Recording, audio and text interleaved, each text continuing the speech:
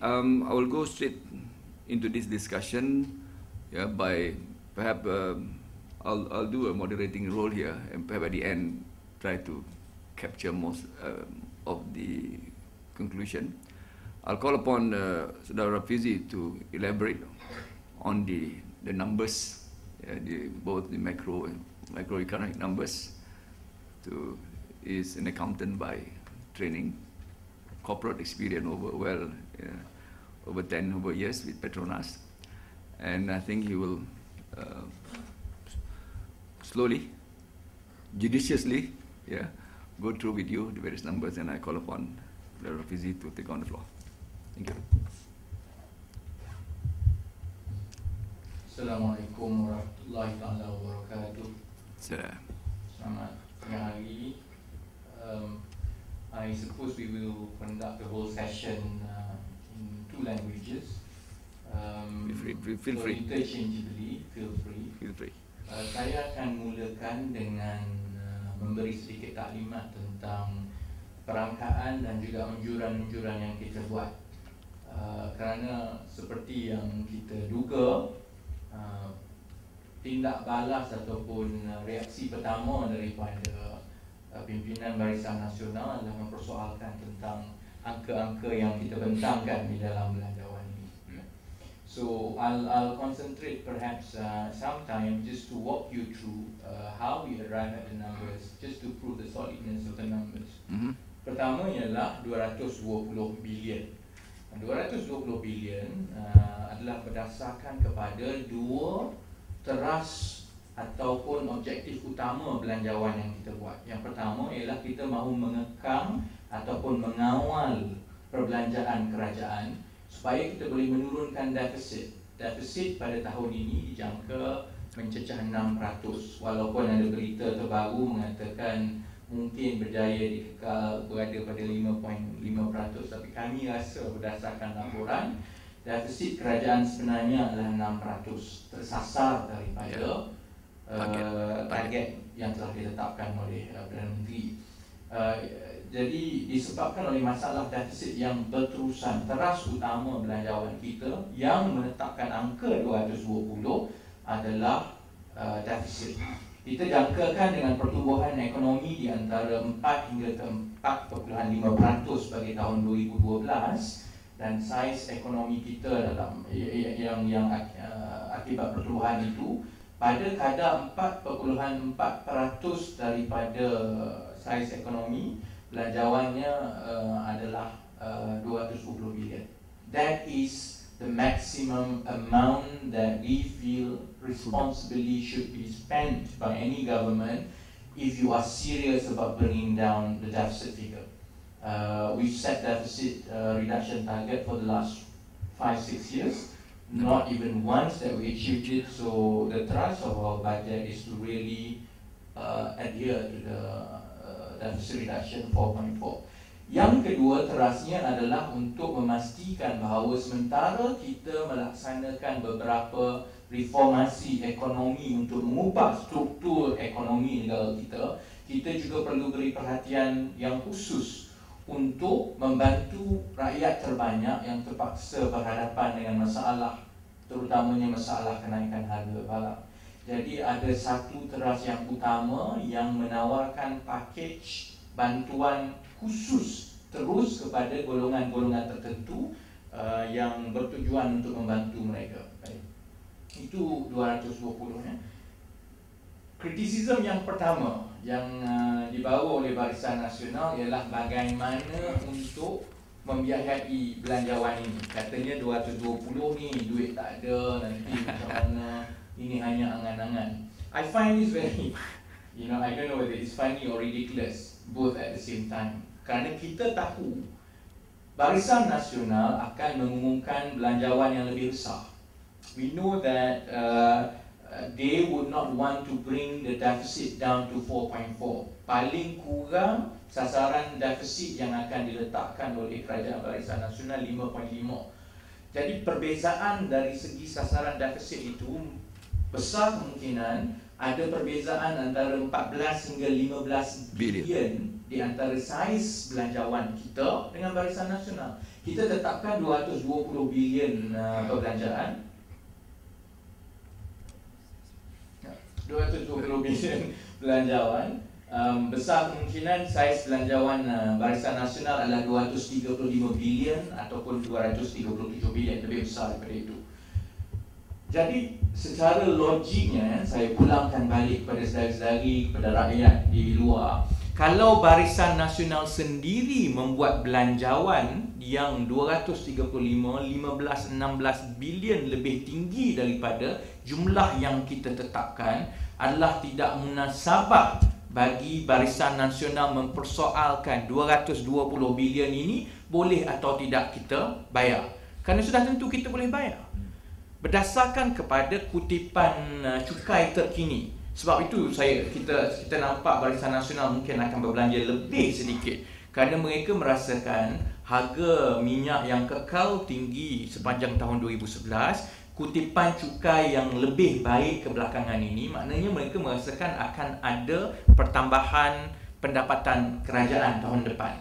That's why they are quite confident to push it up to 230 plus compared to our budget, kan.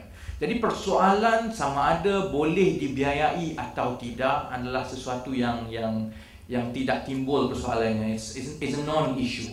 It's a non-issue at all, ya. Kalau ada pimpinan Barisan Nasional esok yang terus bawa perkara ini, saya minta saudara-saudari tanyakan balik. Then surely if Barisan Nasional Pakatan Rakyat budget of 220 is unreasonable, surely the 213 billion plus budget of Barisan Nasional is even worse. Okay. Perbezaan di antara pendapatan yang kita unjurkan untuk Pakatan Rakyat dan juga Barisan Nasional letaknya adalah dari segi dasar dividen Petronas. Sebab dari segi pertumbuhan ataupun unjuran kutipan cukai, I don't think it will differ much from between our projections and Barisan Nasional projection. We think that kutipan cukai dan sebagainya dengan pertumbuhan yang agak sihat, total investment, total pendapatan, total income for the government for 2012 will be around 181 billion. That is about 15 billion additional than what was forecasted for 2011. Baik. Bezanya ialah 181 bilion yang kita unjurkan itu adalah berdasarkan kepada maksima 26 bilion dividen yang kita akan kenakan kepada Petronas. Itu lebih rendah daripada 30 bilion yang selama ini diambil oleh Kerajaan Barisan Nasional daripada Petronas. Kerana dari segi pelaburan semula Petronas sudah berada di bawah. Secara umumnya syarikat-syarikat minyak di seluruh dunia, dia melabur kembali antara 60% ke atas keuntungannya untuk mencari rizab yang baru. Oleh kerana Barisan Nasional mengenakan dasar dividen yang tinggi sampai 30 bilion tiap-tiap tahun, kadar pelaburan Petronas itu jauh lebih rendah, antara 30%. Jadi secara tersusun kita mahu kurangkan tekanan kepada Petronas itu bermula dengan tahun depan supaya lebih banyak wang Petronas boleh laburkan semula untuk mencari rizab baru. Sebab itu kita kekalkan, turunkan kepada 26 bilion bukannya 30 bilion, dan pada masa akan datang dasar kita adalah untuk mempersetujui satu formula supaya dividen yang diberikan kepada kerajaan itu berkait dan mengikut susun atur formula keuntungan Petronas. Tidak boleh diminta sesuka hati oleh kerajaan. Baik. Soalan ataupun isu kedua yang banyak ditimbulkan, saya tengok reaksi terbaru ialah dengan package bantuan terus, the direct assistance package that we will offer to the public, apakah ini terlalu mahal dan boleh dibiayai oleh kerajaan? Saya senaraikan, ya, kalau tengok kepada ringkasan dan juga kenyataan akhbar, sebenarnya yang kita telah anggarkan keseluruhan bantuan-bantuan yang diumumkan dan dimasukkan di dalam belanjawan ini, kosnya adalah 6.9 bilion. Kita tawarkan allowance bonus warga emas RM1,000 kepada warga emas yang layak. Kita tawarkan bayaran dalam tahun 2012 RM1,000 kepada suri rumah yang layak. Ada kelayakannya, bukannya semua dapat. Ada kelayakannya kerana tujuan kita ialah untuk membantu rakyat menghadapi kenaikan harga terkini. Kita juga akan menaikkan bayaran kebajikan daripada Jabatan Kebajikan Masyarakat 550, sekarang ni 300, supaya diselaraskan dengan dasar kita supaya bayaran terus diberikan kepada isi rumah agar pendapatan miskin tegar itu paling kurang 550. Kemudian kita juga menawarkan kepada rakyat allowance penjagaan anak sebanyak RM1,000 setiap tahun bagi setiap orang anak di bawah 12 tahun bagi keluarga yang layak. Kelayakannya ada di dalam dokumen ni, 1,000 ya. Jadi bila dicampur semua ini, kita sudah buat perkiraan kosnya 6.9 bilion. Ini perbelanjaan baru yang tidak termasuk di dalam belanjawan yang dibuat oleh Barisan Nasional sebelum ini. Jadi kalau kita mempersoalkan tentang boleh atau tidak ditanggung, we must zoom into new spending that requires new funding. Do not talk about previous recurring spending because those are the same figure that will occur year after year. The next additional spending is the 5.9 billion additional increase in emoluments pay that government has to bear. A large chunk of it is due to our offer of RM500 per month for teachers, for all the teachers. Ya. Kemudian kita juga terpaksa menanggung kenaikan gaji akibat daripada pelaksanaan gaji minimum. Okay, this is where the difference yang saya nak highlightkan. Sudah tentu Barisan Nasional kata ini populis. Ada pihak yang mengatakan ini populis, menaikkan gaji kaki tangan awam dan sebagainya. But the basis is very different. Because the increase that we have to incur is not because kita menawarkan kenaikan gaji sebagai gula-gula kepada kaki tangan awam seperti mana yang akan dibuat oleh Barisan Nasional. Barisan Nasional is just going to offer fat increases only to kaki tangan awam. And they will incur 5-6 billion, most probably around the same figure. But our increase is actually due to the policy to implement minimum wage. And the policy will cut across sectors, private sectors, government sectors. It's a direct intervention by the government, sepatutnya, to increase the wage level. Kerana wage level di Malaysia has been too low for far too long. And because of our adoption of a universal minimum wage of 1,100 across the board, of course, consequently, there are about 300,000 civil servants who are below the 1,100 ringgit pay scale. We have to top it up to 1,100 ringgit. And of course, consequently, you have to do salary adjustments across the board for the civil servants. Kalau tidak, dia tak it's not equitable. Akan ada orang yang lebih senior, yang graduates, yang lebih rendah daripada 1,100. So the difference that I want to highlight is that the 5.9 billion spending in emoluments that we have to bear is not because we want to entice civil servants. It's due to a calculated structural intervention in the economy so that with one intervention we can actually step change the salary seperti mana yang dibuat di kebanyakan negara-negara lain yang mengalami masalah terperangkapnya dalam middle income seperti Malaysia. So therefore when we talk about affordability, kita patut melihat kepada 6.9 bilion atas kerana kita menawarkan package bantuan terus kepada rakyat dan 5.9 bilion kerana kenaikan gaji kaki tangan awam. Jumlahnya adalah 12.8 bilion. You see. So how are we going to fund 12.8 billion?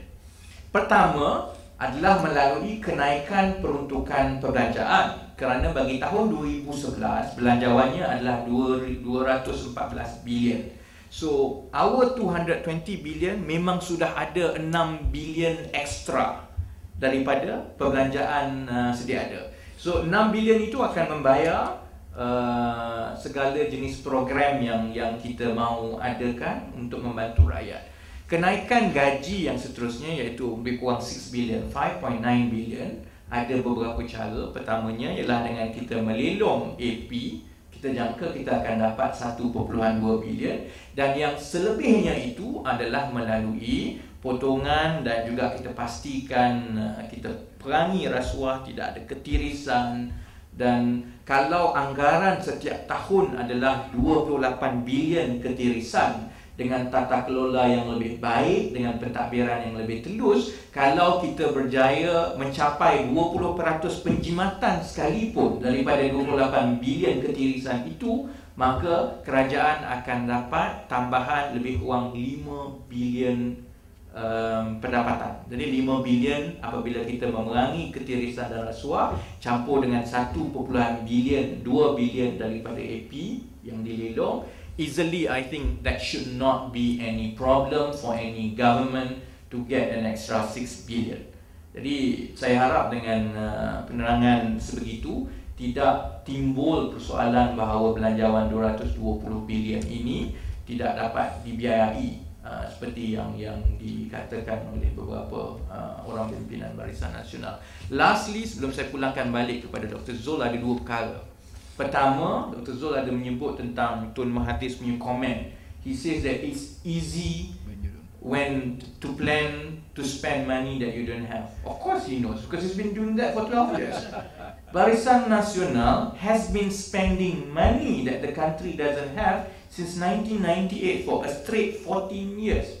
So it comes naturally to him to comment that, because he was the finance minister who started this run of unending deficit from 1998 up to 2003, then Pak Lah continued from 2003 to 2008, and now Najib is pushing it. So it's sudah menjadi satu amalan biasa bagi kerajaan Barisan Nasional untuk membelanjakan wang yang kita tidak ada.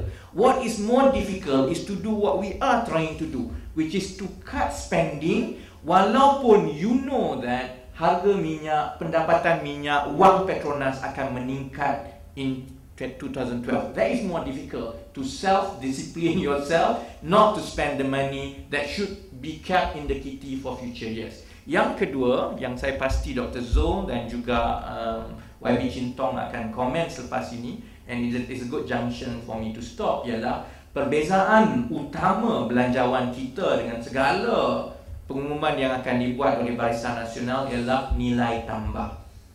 For 220 billion, we are able to do all this to help different groups of people, millions of households in Malaysia, kerana we have, insyaAllah, the commitment and willpower to make sure that kita halang rasuah, kita lakukan reformasi, so that every single ringgit spent of the people's money is spent with 20% more value than what BN buat. Sebab 20% BN punya itu masuk poket orang tengah ala commission, cincin dan sebagainya. So to me that is very important, supaya rakyat tahu bahawa you can squeeze the money further. With 222 billion, you can actually do a lot more than what BN will show with their 235 billion, insyaAllah, on Friday. Jadi setakat itu, kalau ada soalan, kita akan jawab akhir sekali di sesi. Terima kasih. Wassalamualaikum. Terima kasih, Saudara Rafizi.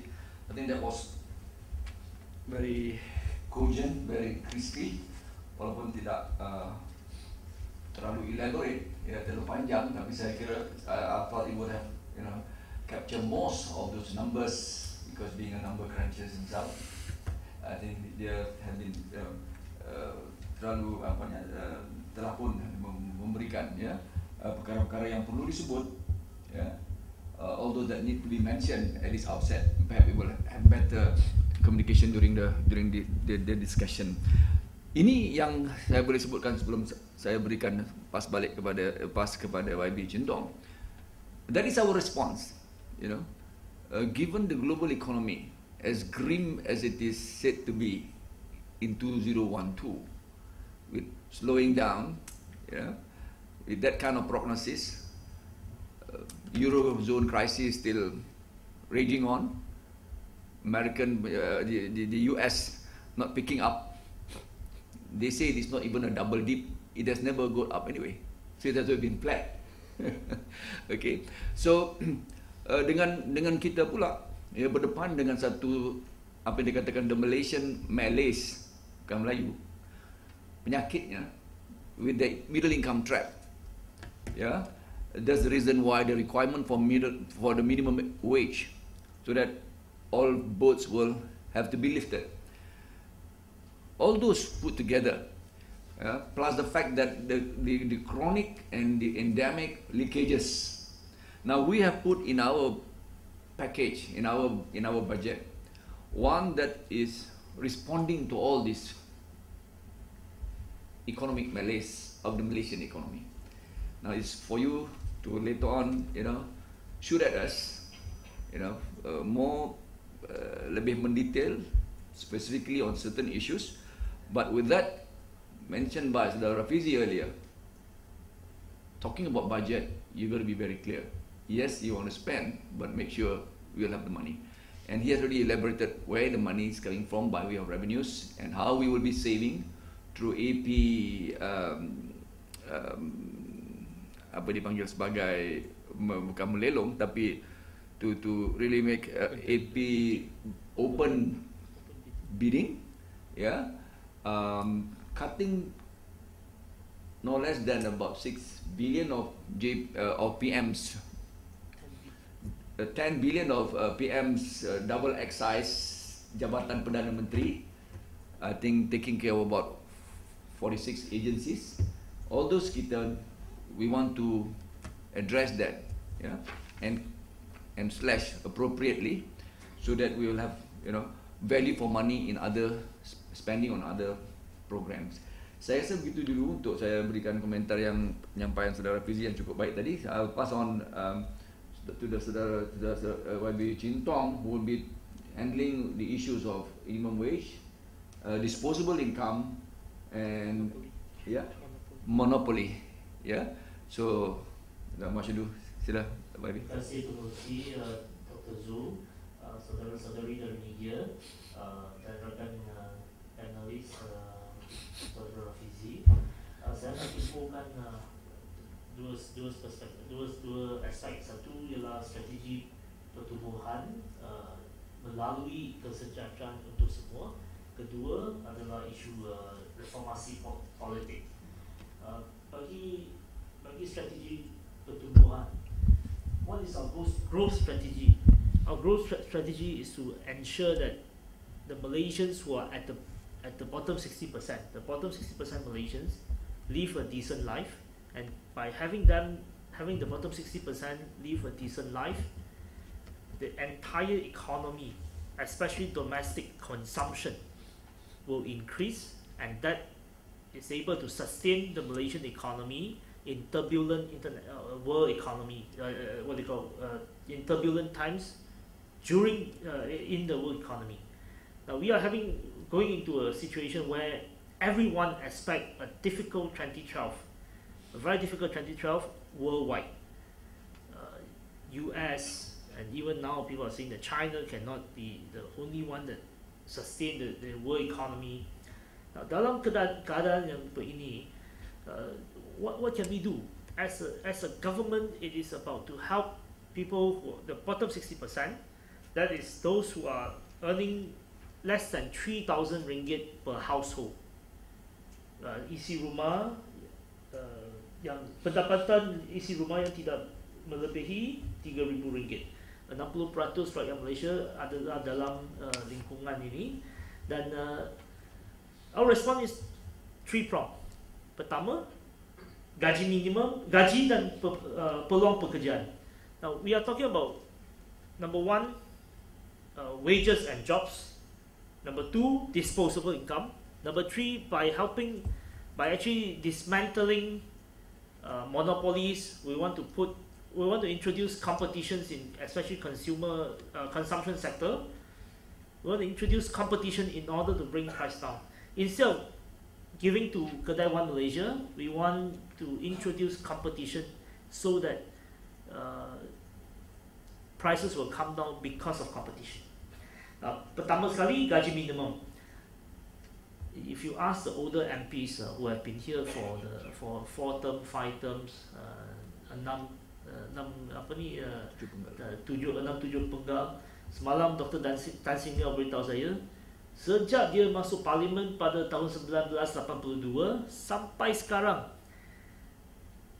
gaji minimal ni topik pilihan raya, topik parlimen sejak dia masuk parlimen.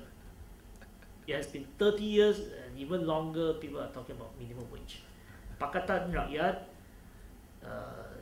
we set a modest figure, which is what they call, we're trying to find a middle path between employer and employees, and we are hoping that by doing this, ini gaji lantai, ini floor wage. This is floor wage. This is not a decent wage. This is not a wage where you have a decent life. But we want to ensure that sekurang-kurangnya, legally, there's no one that will be employed in this country below that rate. Okay? Anyone that is employed below that rate, it's not legal. Ini apa ni, konsep minimum wage ni bukan wage untuk keselesahan, tapi yang Survival. gaji untuk survival. No one should be employed at below this rate. Gaji minimal. Itu makna gaji minimal. Gaji lantai. Gaji lantai. So we want to introduce minimum wage. We want to reduce the number of foreign workers in this country. So foreign unskilled labor. We want to reduce the number of foreign unskilled labor. We want to encourage skill upgrade. We want more what they call automation. We want the industry to go through automation. We want mechanization. We want the industry to be able to compete in the world. We want the industry to be able to compete not on using cheap labor, both locally and foreign workers, but we want the industry to be able to compete because of technology, because of value added, because of better management, and because of innovation. Then we also focus on penyertaan wanita dalam tenaga kerja. Buat masa sekarang, penyertaan wanita dalam kaum wanita dalam tenaga kerja hanya 46% sejak tahun 1986. Since 1986, female labor participation rate has stagnated at 46%. Sasaran kami ialah dalam 5 tahun kita boleh mencapai 55% wanita dalam tenaga kerja. Apa itu, apa makna tu? Kalau wanita menyertai tenaga kerja, itu bermakna kalau isi rumah tu tambah. Isi rumah tu mungkin berkali ganda. You have one person working. Let's say in a household of husband and wife. Today, if you can encourage female to participate in the workforce, you are going to have double income, or at least more than one. But how to do that? We want to encourage childcare, which is why families earning below 1,000 ringgit will be given a 1,000 ringgit grant annually in order to pay for childcare. And through that, we want to build, of course, there are also, on the other hand, government will facilitate to make childcare possible, to facilitate childcare operators, to help them to set up childcare. We want to popularize childcare. We want to ensure that more women take part and more women work in the workforce in order to increase family income. Malaysian women has very good education compared to education, what they call the same level, the level in other countries, but in terms of participation in the workforce, it's very low. So this is one area that we want to do. So as far as gaji dan peluang pekerjaan, this is our philosophy. Kedua, disposable income. We believe that by improving transportation, by improving healthcare, improving education, safety, housing, this will actually improve disposable income. If you have good public transport, you get more money. You actually don't need to buy a car, and you have more money in your hand. The other aspect is dismantling monopoly. Now, a lot of our money actually go to toll concessionaire. Kalau you tinggal di Kuala Lumpur, pakai kereta, kena bayar toll. Toll untuk untuk jurnalis mungkin tiap-tiap bulan RM100 toll, RM150 toll, meski walaupun you pakai kancil saja. Walaupun pakai kancil, kadar toll tu sama, kadar toll tu mahal. So if we can slowly dismantle toll, if we can dismantle astro control over what they call pay TV, if we can introduce competition in that area, if we can ensure that telco, handphone telco that is not going to be forming cartel, okay, will encourage competition. We want to break Telecom Malaysia's hold on the last mile market. That means Telecom will be asked to run the backbone, broadband backbone, tapi last mile will be competitive. So from backbone to household, this last mile business, it will be competition. Your internet cost will come down. So these are things that we are trying to suggest, and we are trying to offer. Of course, Barisan Nasional will say difficult, but we believe that kalau Pakatan Rakyat diberi peluang untuk memerintah, these are the things that we can achieve. Breaking up monopolies, ensure that there is no cartel, introduce genuine competition in consumer market. Instead of giving Mydin subsidy in order for Mydin to cut prices, and through Mydin cutting prices, setting up one Malaysia, kedai satu Malaysia, the rest of the kedai runcit semua mati. We want to do it differently. This is our approach. Our approach is to dismantle monopoly as well as bernas monopoly. We talk about bernas monopoly. We talk about gula, oligopolies untuk gula. So these are the things that we want to offer. By doing that, we believe that with a competitive consumer market, cost of living will come down. So this is our approach to economy. Reformasi politik yang penting, yang highlight kita ialah pertama, Datuk Seri Anwar semalam kata kalau Pakatan Rakyat melantik Perdana Menteri baru, Pakatan Rakyat menubuh kerajaan baru, Perdana Menteri tidak akan merangkap jawatan kewangan, Menteri Kewangan. Itu penting. In the Westminster system, the Prime Minister is supposed to check, the Finance Minister is supposed to check the Prime Minister. So this is tawaran Pakatan Rakyat bahawa Perdana Menteri Pakatan Rakyat tidak akan menjawat jawatan Menteri Kewangan. Kedua, jabatan Perdana Menteri tidak memerlukan discretionary spending yang begitu banyak. At the moment, Prime Minister Department is having a more than 10 billion ringgit discretionary spending. Yang ini semua boleh dijalankan, ditugaskan kepada kementerian-kementerian yang lain. We also suggested that, for example, that under the new government, Biro Pengaduan Awam dijadikan sebuah institusi ombudsman, dan juga we will be meletakkan beberapa institusi awam utama seperti Jabatan Audit Negara, Jabatan Pengangkaan, Suruhanjaya Pelantikan Hakim, SPRM, SPR, dan juga Suhakam.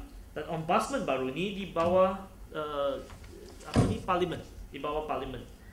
So those are the things that we have offered, and we welcome questions. Terima kasih.